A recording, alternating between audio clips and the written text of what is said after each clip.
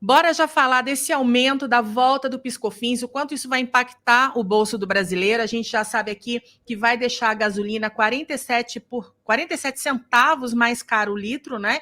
E o etanol vai aumentar 2 centavos por litro.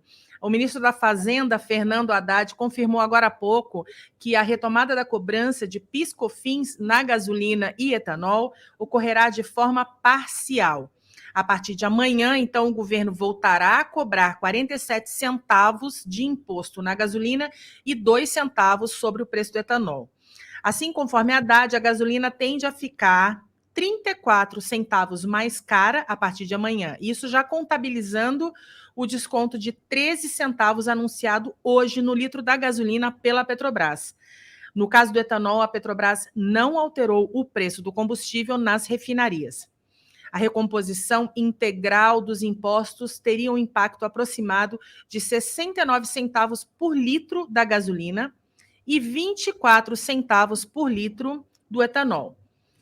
Desde 2021, tanto a gasolina quanto o álcool, eles eram isentos da cobrança de PiscoFins e CID.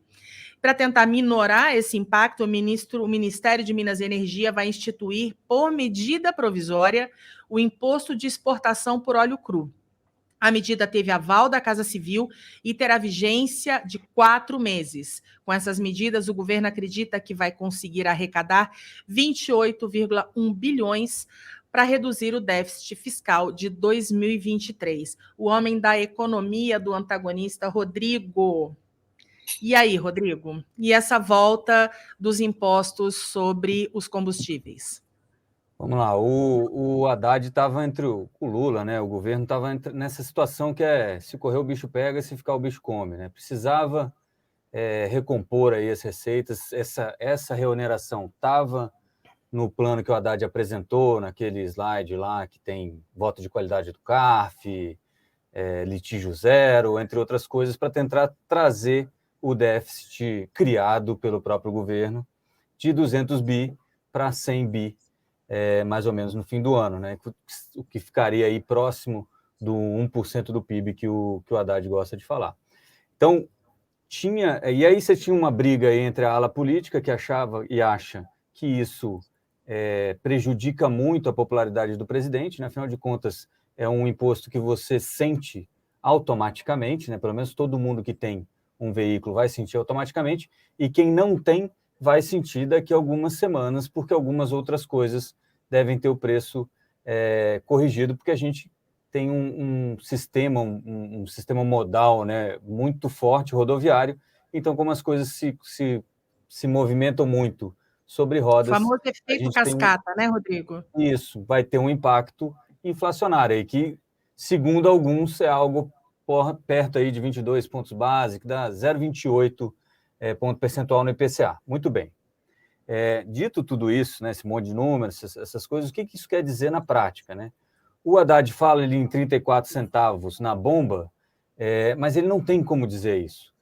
Na prática, ele sabe que saindo das refinarias ali para as distribuidoras, está saindo a 34 centavos mais caro o combustível. Mas lá na bomba, aí é o dono do posto que vai fazer essa conta, e normalmente isso chega um pouquinho mais alto que o esperado pelo governo. A ideia, que me parece, assim, o Haddad tangenciou esse assunto, porque eu imagino que ele não queira entregar isso desse jeito, mas a ideia parece você manter aí o etanol numa distância do preço da gasolina, que você incentive o consumo de etanol. E aí as pessoas sentem menos isso no bolso.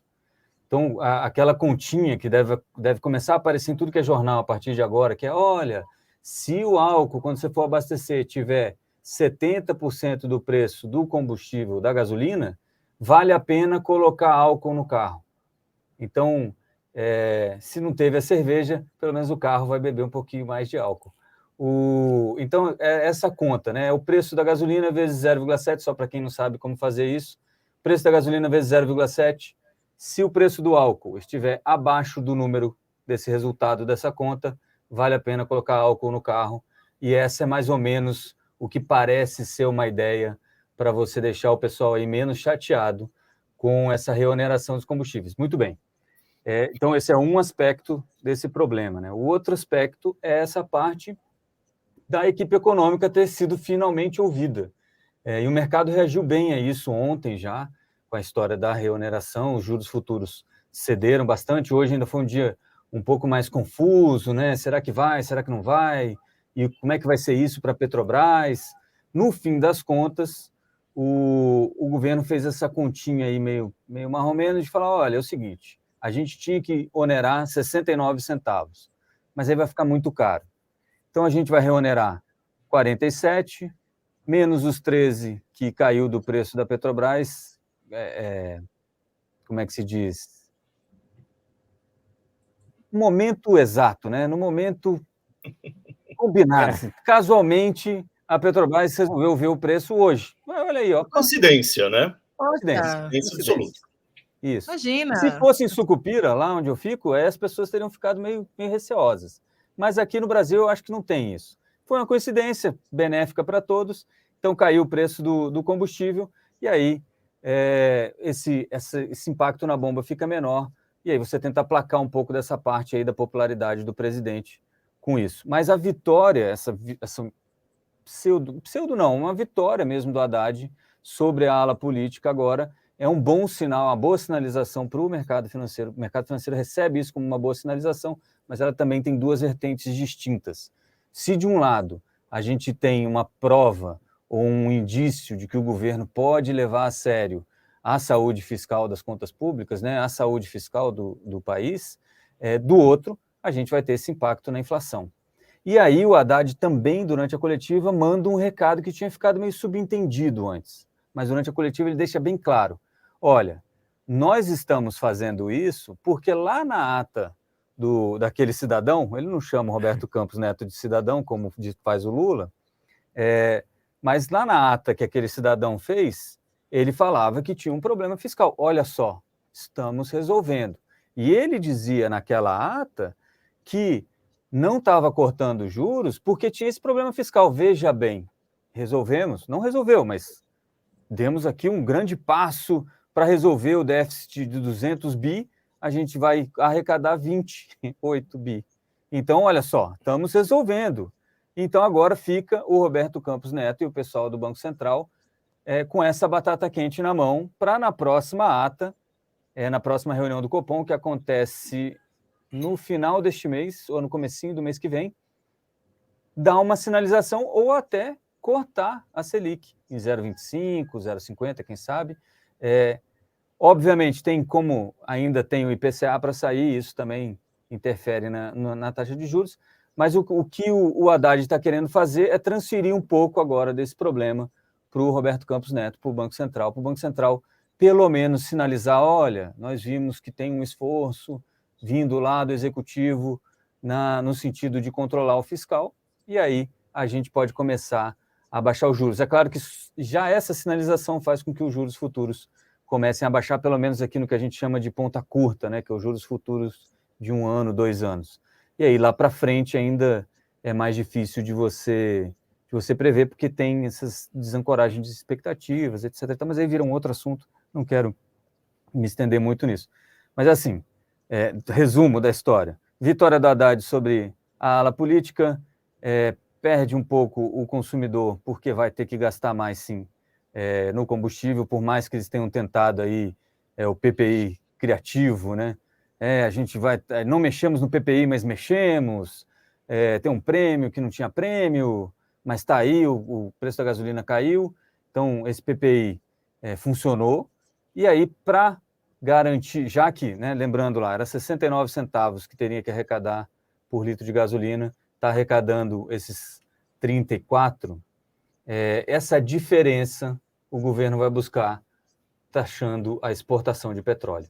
Então, foi isso essa conta toda, essa matemática toda, para tentar fechar aquela promessa do PowerPoint do nosso querido Fernando Haddad, dizendo que vai trazer o déficit fiscal de 200 e pouquinhos bilhões para 100 bilhões. Então, é mais ou menos isso que o Haddad está tentando, e vamos ver como é que isso fica, né? Porque isso tudo é baseado em contas do ano passado, e você não sabe o que vai acontecer para frentemente, como diria o meu querido Odorico Paraguaçu. Para frentemente, nosso querido Odorico, né?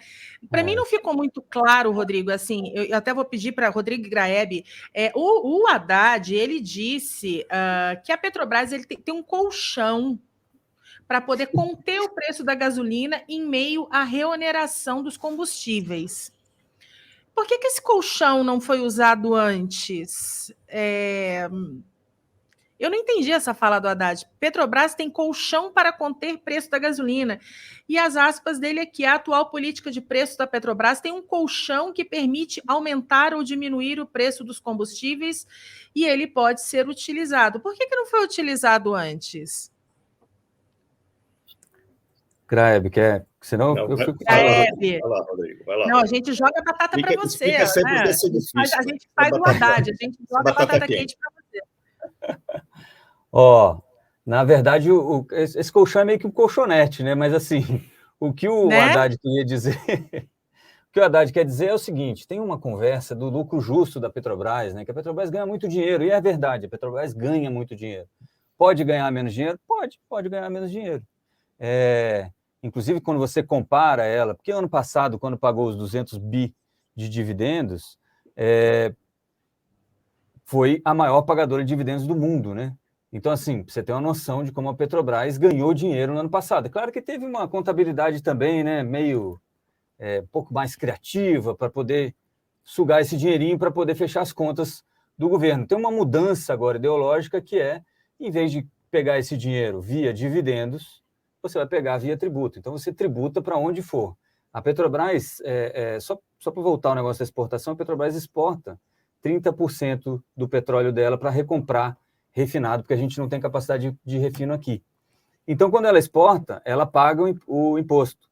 Quando ela importa, ela paga o imposto de novo. Então, você vai cobrar nas duas pontas para poder recompor essa receita. O colchão que o Haddad falava são duas coisas. Pelo menos, ele não deixa muito claro, né? Eu costumo dizer que o Haddad é uma espécie de esfinge da economia, né?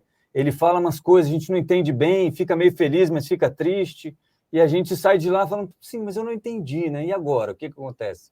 E eu acho que assim ele consegue ir fazendo as coisas acontecerem. Mas esse colchão é o seguinte, eu imagino que sejam duas coisas. É tentar buscar aí o tal do lucro justo, então você diminuir o lucro da Petrobras, diminuindo, aumentando lá o investimento para você gerar emprego, etc. e tal, e isso cobrando um pouco menos também no preço do petróleo. E aí é que vem o PPI criativo, que eu aprendi hoje de manhã, lá no Morning Call, uma pessoa no chat que falou, não, isso é o PPI criativo. E é o PPI criativo mesmo. Você imagina o seguinte, você tem uma fórmula lá para você calcular qual é o preço que a Petrobras vai cobrar no petróleo, certo? Essa fórmula é meio secreta, é tipo a fórmula da Coca-Cola. Mas a gente sabe que existe. Então, existe uma fórmula. Você joga na fórmula e aí ela cospe um resultado lá, certo? Agora, todo dia, o preço do petróleo no mercado mundial muda, né? Toda hora, todo minuto, está lá mudando. Sobe um pouquinho, desce um pouquinho, sobe um pouquinho. E aí eu acho que o pessoal fala assim, olha só, que o Haddad andou falando isso, tem um prêmio no preço do combustível. Né? Um prêmio, quando você usa essa expressão no mercado, você quer dizer o quê? Tem um a mais que está lá nesse preço. Então, a gente pode tirar o prêmio. Olha, isso é como se fosse o seguinte, acabamos de inventar que tem o PPI com banda. Então, ele pode ir aqui em cima ou a banda aqui embaixo. Vamos cobrar agora o PPI mínimo. A gasolina vendida aqui no Brasil por um valor mais alto, dolarizado, né, do que a média mundial. Essa diferença, provavelmente, que ele está apelidando de colchão, além dessas outras coisas. É o recheio do colchão ali, Graeb. É isso. É um sobrepreço, exato. É um sobrepreço que a gente paga aqui no Brasil, em relação ao preço praticado fora, né? Porque o PPI, ele não é uma paridade de preço de venda no mundo. É uma paridade de preço de importação, né? E como eu aprendi com os nossos vizinhos da INVE, né? Pessoal da economia aqui, né? A Petrobras, quando ela reimporta o petróleo que ela exportou, agora já não como petróleo, mas como combustível refinado, né? Ela ganha também com frete, ela ganha com taxas portuárias, ela ganha com um monte de outros TRTTs que nada tem a ver com consumo de combustível. Tem a ver com outros business, que são transporte, que são operação de terminal portuário, enfim. Então, tem um monte de coisinha aí que realmente alguns meses atrás eu não sabia disso, aprendi recentemente. Né? Tem um monte de coisa que realmente faz com que esse ganho da Petrobras, ao vender combustíveis aqui no Brasil, tenha componentes que talvez não devessem estar lá, sobretudo em momentos de crise, né? De crise internacional no preço do produto e de crise política aqui dentro do Brasil. Não é injusto, não é tão injusto quanto poderia parecer, você pedir que a empresa contribua, vamos dizer assim, quer com pagamento de imposto, quer com... Me parece que o pagamento de imposto é menos complicado do que a redução dos royalties. A redução dos royalties é meter a mão mesmo na maneira como a empresa funciona, né?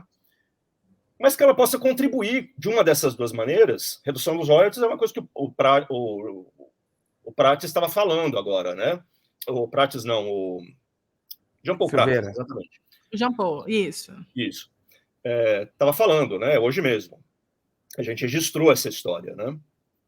Então, não parece tão injusto assim que, dados esses ganhos extra venda de combustível, a Petrobras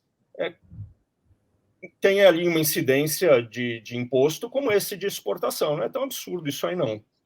Gente, eu vou chamar o Wilson. O Wilson Lima vai entrar também para comentar aqui com a gente, para esse bate-papo, para a gente falar de combustível aí, que vai pesar no bolso de todo mundo a partir de amanhã. Posso só Olha lá o Wilson. Seja bem-vindo, Wilson. Olá, tudo bem, Vanessa? Invadindo aqui a casinha alheia, junto com o nosso Rodrigo Oliveira, grande homem, nosso muso dos mercados, como eu já falei aqui no programa, rapaz. Não só dos mercados. Esse papo hoje muito bem frequentado, hein? Esse papo hoje está muito recheado. Vanessa, de figuras ilustres.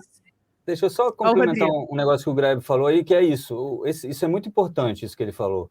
Esse frete, por exemplo, por que a Petrobras ganha isso? Né? Porque lembra que a gente falou, 30% sai e volta. Sai como petróleo cru e volta como refinado, como combustível refinado, principalmente diesel. O que acontece? Quando ela vende aqui dentro, ela vende tudo por esse preço internacional aqui, que tem o frete, tem taxa portuária. Então, esses 70% aqui não teve esse custo. Os 30% tiveram. Esses 70% não.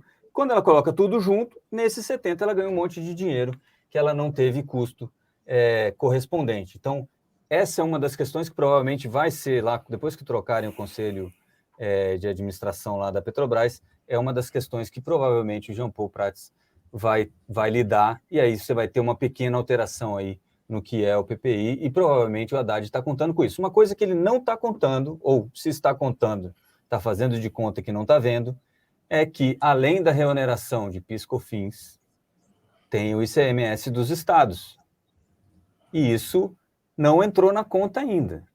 Os estados vão voltar a cobrar ICMS. Tanto é que, antes da coletiva, nosso querido Haddad fez uma visitinha lá, Alexandre de Moraes, que é o imperador do STF, para falar, olha, vamos conversar aqui sobre ICMS, sabe como é que é? Vai ficar difícil para nós, aquela coisa toda. Então, assim, tem isso para vir ainda, isso também tem impacto econômico, tem impacto fiscal, tem impacto inflacionário e pode dificultar um pouco a vida do Roberto Campos Neto também, aquele cidadão do Banco Central. E só uma observação, quer dizer, essa conversa com o Moraes pode ser uma tentativa aí do Haddad meio que aliviar a situação dos estados, né? Porque os estados têm dívidas e o Alexandre de Moraes ele está julgando algumas dessas dívidas. Então, aparentemente, pode ser um esforço do Haddad, uma vez que os estados vão ter alguma dificuldade de trazer o ICMS de volta, de pelo menos aliviar a situação dos estados aí para segurar um pouco as pontas, né? Eu acho que posso só Claro. perguntar um negócio? Eu acho que isso é aquele negócio. Sabe aquele dinheiro que você não vai me pagar? Então, desconta daquele que eu não vou te pagar. É isso. É isso que eles vão chegar nesse acordo aí. Bora lá, Wilson. O que você nos traz aí de novo? Então, vamos lá.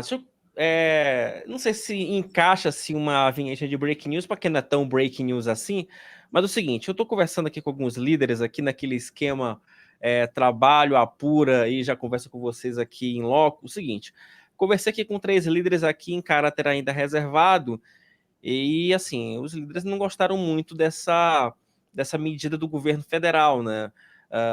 De anunciar a retomada do imposto de exportação e também as alíquotas de PIS/COFINS. Já é algo muito incipiente, tá? Mas já há algum movimento dentro do Congresso para se tentar derrubar a medida provisória que vai ser editada amanhã, com essas alterações no preço dos combustíveis.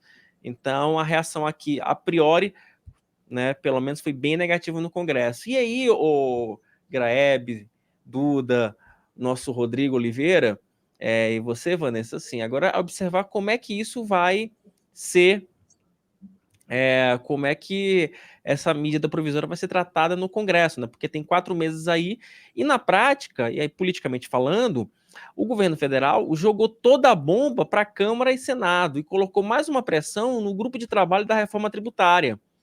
Então, na prática, esse combo de medidas aí do Haddad, o que ele fez? Ele pegou também isso, ele pegou essa bomba fiscal, colocou na mão dos deputados e senadores e falou assim, amigo, te vira que o filho é teu. Te resolve por aí, entendeu? Enfim, a gente vai ter que... acabei de receber aqui mais uma mensagem aqui Wilson, de uma liderança, posso estão só falando te que, olha, interromper vamos ver o que vai chegar. rapidamente? Oi. Posso só te interromper rapidamente? A gente já tinha antecipado, né? Antes mesmo do Conselho Nacional de Justiça, então, oficializar, a gente já tinha antecipado o afastamento do juiz federal Marcelo Bretas, e agora o Conselho Nacional de Justiça confirmou o afastamento do juiz federal, que é o juiz da Lava Jato, no Rio de Janeiro, para investigar a condução dos processos lá no Rio. A decisão foi por unanimidade para instaurar processo administrativo disciplinar contra Bretas, né, que ele é do Tribunal Regional Federal da 2ª Região, para investigar supostas irregularidades na condução de processos no Rio de Janeiro. Tá? Então, a gente recebeu a confirmação, nós já havíamos antecipado o afastamento do juiz federal Bretas do cargo, aí a notícia. A gente pode baixar um pouquinho para ver o horário que a gente deu. A gente já tinha antecipado ali às 16h36 e, portanto, a gente recebe a confirmação agora do Conselho Nacional de Justiça, então, falando do afastamento do Marcelo Bretas. Tá ali, ele é investigado por denúncias de supostas negociações de penalidades com advogados e procuradores. Ele é alvo de 3 processos no CNJ. Um deles é na verdade, são 3 reclamações disciplinares. Uma ajuizada pela OAB, a outra é uma do prefeito do Rio, Eduardo Paes, e tem uma terceira. Então, a ministra Rosa Weber anunciou agora há pouco o afastamento, então, do juiz Marcelo Bretas. Pronto, voltamos. Temos o nosso breaking news aqui, que a gente já tinha antecipado, né? Às 16h36, né, Wilson? Porque o antagonista é assim. A gente está o tempo inteiro atrás da notícia, a gente antecipa a notícia para vocês, a gente traz sempre em primeira mão, e agora a gente só confirmou, então, o que a gente já havia antecipado há 2 horas atrás. Volta aí, Wilson. Não, exato, e é engraçado isso, né? O jornalismo de tempo real tem exatamente essa função, né? E a gente acaba apurando e dando informação literalmente em tempo real. Conversando aqui com mais alguns integrantes aqui da oposição ao governo Lula, o que eles me falam é o seguinte: existem basicamente 3 caminhos. O primeiro caminho é você tentar derrubar essa medida provisória. Tá? Esse é o primeiro caminho. O segundo caminho também é já pedir explicações para o Fernando Haddad. E uma terceira alternativa que já me falam aqui, nas minhas conversas aqui com as fontes ligadas aos senadores, é o seguinte: é que, dependendo do texto que chegar amanhã no Congresso, você pode fazer uma emenda. Aí pode ser uma emenda supressiva, uma emenda aditiva, para você fazer algum ajuste ou outro nessa medida provisória. Então, você tem esses recursos, né?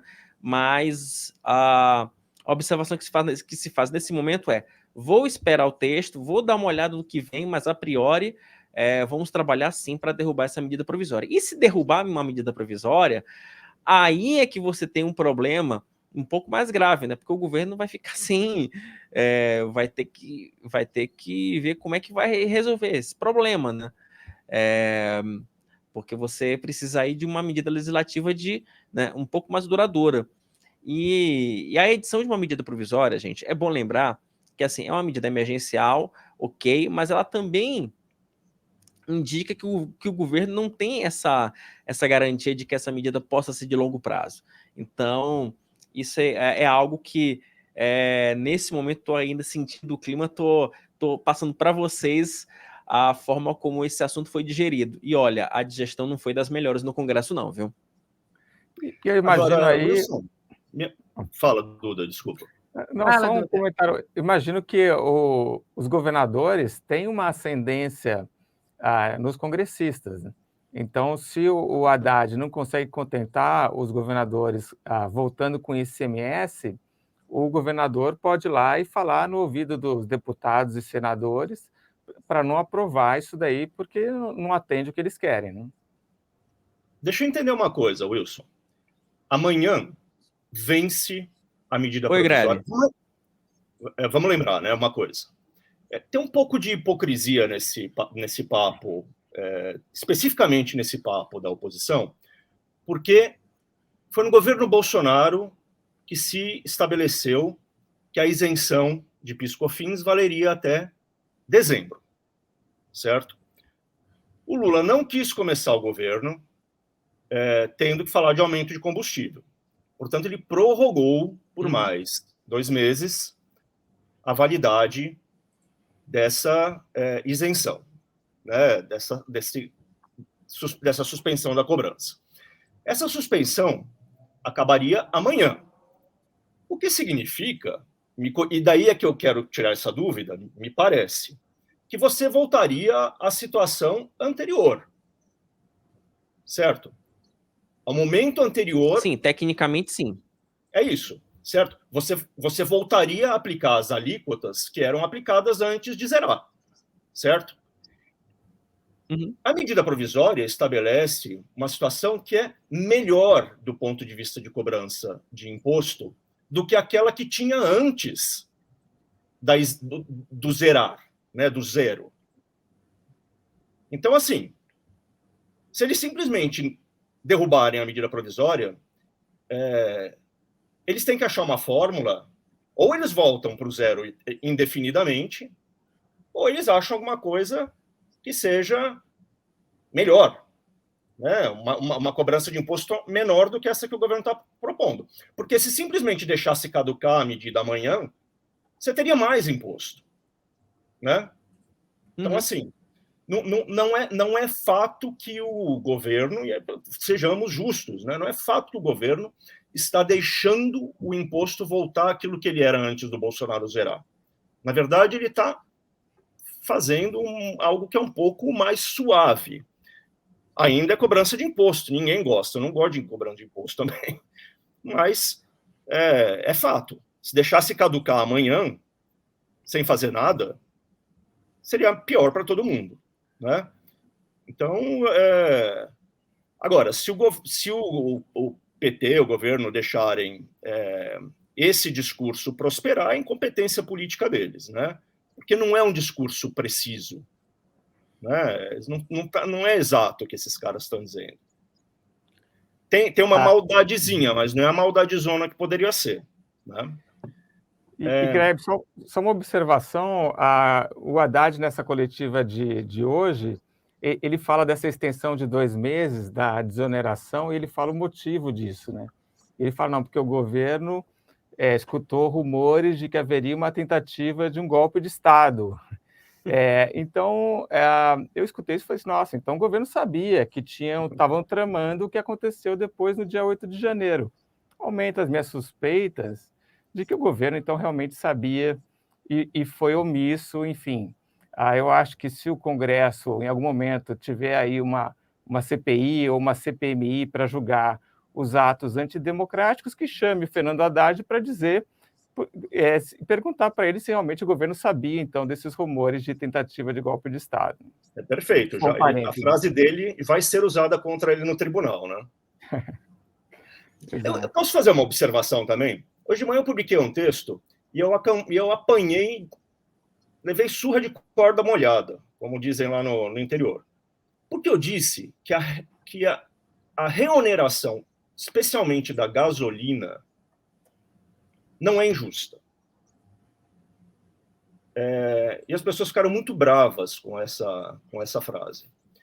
Eu explico por que eu acho que não é injusta. Porque gasolina, vamos lá, carro, é uma coisa que é um bem que é comprado no Brasil por classe A e B. 75% dos carros são comprados por classe A e B. Moto é mais comprado por classe C. Né? Muita gente que apelou para a moto, para ganhar a vida na pandemia e tudo mais. Ainda assim, a gente tem, sei lá, talvez 40 milhões de motos, 35 milhões de motos no Brasil, alguma coisa como essa. É um sétimo da população, um sexto da população. Então, quem tem veículo no Brasil não são os mais pobres. Não é a massa de mais pobres que existe nesse país. Portanto, quando o governo subsidia gasolina, de carro, de moto, quem está ajudando o dono do carro e da moto a pagar a conta do posto é o miserável, certo? Mais uma vez, eu não gosto de imposto. Não estou dizendo que é ótimo que tenha um imposto alto sobre combustível. Não, isso é uma coisa que mexe, de fato, diretamente no bolso das pessoas. Não estou dizendo que é legal ter imposto alto sobre combustível. Eu só estou dizendo que o governo subsidiar gasolina não é uma política justa. É uma política populista para agradar da classe C melhor de vida até a classe A. Sei lá, a classe A talvez hoje em dia nem tenha mais carro a gasolina, tem carro voador, sei lá eu. Carro elétrico. Mas o fato é que não é. É uma parcela menor da população que se beneficia desse subsídio do que aquela fationa de gente que, para se deslocar, usa a sola do sapato, usa transporte público, vai de pau de arara, vai de sei lá o quê, entendeu? Então, eu não sou completamente desfavorável, não. E eu acho que esse é um fato que fica escondido na discussão sobre combustíveis, sabe? Porque dói muito na classe média, que é a classe que fala em rede social, que fala, que é ouvida nos jornais e tudo mais. Mas, assim, do ponto de vista estritamente da justiça tributária, subsídio da gasolina em especial, não é a medida mais justa. Diesel é um pouco diferente, porque como disse o Rodrigo no começo do programa, como tudo aqui no Brasil é transportado por estrada, na hora que se aumenta o diesel, se aumenta o tomate, se aumenta a batata, se aumenta o papel higiênico, se aumenta tudo, né? Então é um pouco mais complicado. Mas o fato é que não se mexeu na isenção do combustível, do diesel em particular. Mexeu nesses dois combustíveis e, em particular, na gasolina, que não é o combustível que o povão usa, vamos dizer assim. Né? E tem um fator, assim, que é meio... sei lá, as pessoas não levam muito a sério, mas é um fator que está presente no nosso mundo, né? Que é a questão ambiental. Ao invés de incentivar o uso da gasolina, incentiva-se o uso do biocombustível, etanol, que é menos poluente, certo? Então, também tem esse aspecto nas medidas que foram tomadas. Então, todo mundo sabe que a gente é bate no PT o tempo todo, mas, assim, nesse pacote confuso de coisas que aconteceram entre ontem e hoje, nem tudo é ruim e nem tudo é pataquada, a meu ver. Eu não gosto nem um pouco, por exemplo, não gosto da maneira como eles, meio que escondidos ali, começaram a mexer na Petrobras, né? Mexeram fazendo de conta que não estão mexendo, meio embaixo dos panos, de maneira ambígua. Isso não é legal. E também acho o seguinte, vai ter um impacto inflacionário desse aumento de combustíveis, né? E é preciso cobrar do governo Lula coerência e responsabilidade na questão da inflação. Porque o discurso do governo é um discurso de que um pouquinho mais de inflação, tá tudo bem, não faz mal a ninguém, é uma coisa Dilma, é uma coisa totalmente 2015. Essa história de que um pouquinho mais de inflação não faz mal a ninguém, não pode se propagar, as pessoas não podem ficar à vontade com isso. Tem que bater, porque quando você pensa no resto do discurso do Lula, fazendo campanha contra a taxa de juros, fazendo campanha contra o BC, o que ele está dizendo, no fundo, é baixa os juros um pouquinho e deixa até um pouquinho mais de inflação, né? Aumenta um pouquinho o imposto dos combustíveis e deixa ter um pouquinho mais de inflação. Vamos ter um pouquinho mais de inflação, pessoal? É legal? Não é legal. Isso sim precisa ser cobrado com muita força desse governo, porque aos pouquinhos, ele vai passando essa mensagem de que inflação. E na hora que você vê, eu já brinquei uma vez, inflação é como aquele fungo assassino lá da série, né, The Last of Us. Na hora que você vê, ela toma conta do corpo e vira todo mundo zumbi da inflação. A inflação manda no país. Então não é para ser descuidado com esse assunto. E o governo está muito alegrinho nesse negócio. Graeb, não, eu concordo. Eu concordo com absolutamente tudo que você falou. Quero só pontuar. Você disse, ok, a medida, então, caducaria amanhã e poderia ser muito pior para o bolso. Mas vamos lembrar, vamos deixar aqui bem claro, né, para quem está aqui assistindo. Eu estou vendo que o pessoal está chiando um pouco aqui. Isso é papo de petista. Gente, não é papo de petista. Nós sabíamos já no ano passado, quando Jair Bolsonaro decidiu, então, desonerar, né, os combustíveis, os impostos, a gente sabia que uma hora isso voltaria. E isso foi muito bem planejado para que isso estourasse no governo que viesse. Inclusive, se Jair Bolsonaro tivesse se eleito, ele estaria enfrentando o mesmo problema. E aí eu pergunto, ele manteria a desoneração? Como é que ele se comportaria? Tenho certeza que não, porque não é sustentável. Então, a gente não pode perder de vista que isso foi uma medida eleitoreira. Lá em 2022, todo mundo sabia que isso tinha uma vida útil, em algum momento isso ia ter que voltar, porque não é sustentável. E, obviamente, o governo atual, então, optou por, antes de caducar a medida provisória, então já vi com uma outra solução que impacte um pouco menos no bolso. Eu concordo com você, Graeb, o pessoal aqui não gostou muito do comentário, mas a gente precisa falar o português claro, né? Não é papo de esquerda, não é papo de petista, é a gente colocar o pezinho no chão e entender tudo o que vem acontecendo desde o ano passado. Ninguém aqui, obviamente, gosta de imposto, mas você foi cirúrgico aí na sua análise. É como eu disse, eu apanhei de corda molhada quando eu falei isso.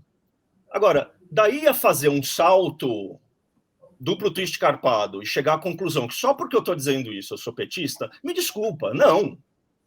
Procurem um texto meu dos últimos 15 anos que faça uma defesa veemente. Ninguém vai encontrar. Agora, as coisas precisam, e eu tento fazer isso como jornalista, ser vistas nos seus próprios termos. Né? Cobrança de imposto sobre gasolina faz sentido para a maioria da população desse país? Eu acredito que não. E não é por ser petista ou bolsonarista, é uma questão de números. Né? Quem se beneficia disso não é o miserável, não é. E o Brasil é um país de miseráveis, desculpa. Não somos a Suécia, não somos os Estados Unidos.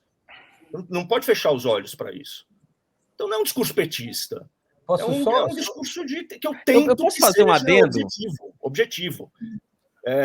Por favor, não façam esse salto aí da defesa de uma coisa sobre impostos para uma visão de mundo petista que não é a minha. Ponto final.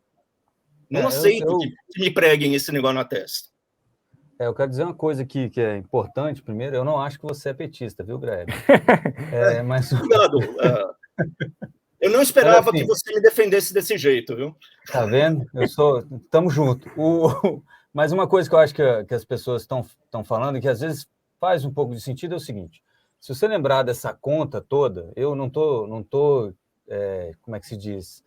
Desacreditando o Bolsonaro no que ele fez eleitoralmente mesmo, que foi esse corte de imposto do jeito que foi feito, que era para ver realmente, aí o Haddad está certo, o Lula está certo, é ruim quando isso acontece, mas de vez em quando eles acertam.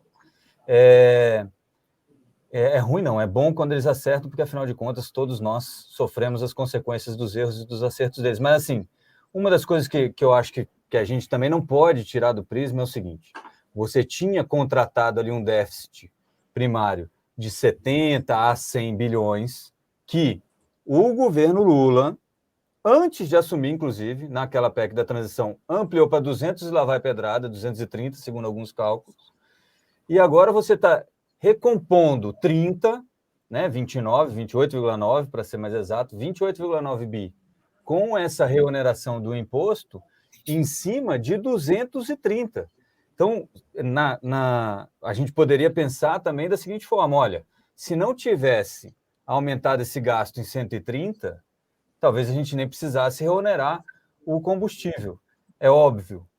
Não, mas precisava fazer alguma coisa aqui, outra ali, Bolsa Família não sei o quê, Bolsa Família não sei o que lá. O ministro que me foge o nome agora estava falando do Bolsa Família outro dia, dizendo que vai cortar 1,5 milhão de beneficiários, mas que a meta é cortar 2,5 milhões, porque, segundo ele, foram pessoas que estão lá de forma inadequada, né? Esse cálculo aí já vai dar uns 20 e poucos bi de economia no ano. Isso é pensar o tal do spending review, né, que o pessoal gosta de falar, que a Simone Tebet já disse que vai fazer, que é olhar para os gastos com um pouco mais de carinho. O que a gente não tem visto, e aí é só para fazer o contraponto mesmo, não estou defendendo que não deveria voltar o imposto, não é isso. Claro que ninguém gosta de imposto, é simples, mas também é aquela coisa: ninguém gosta de imposto, mas todo mundo quer que tenha polícia paga pelo Estado, né? Ninguém gosta de imposto, mas quer que tenha asfalto. A gente tem que lembrar que é isso que financia essas coisas, né?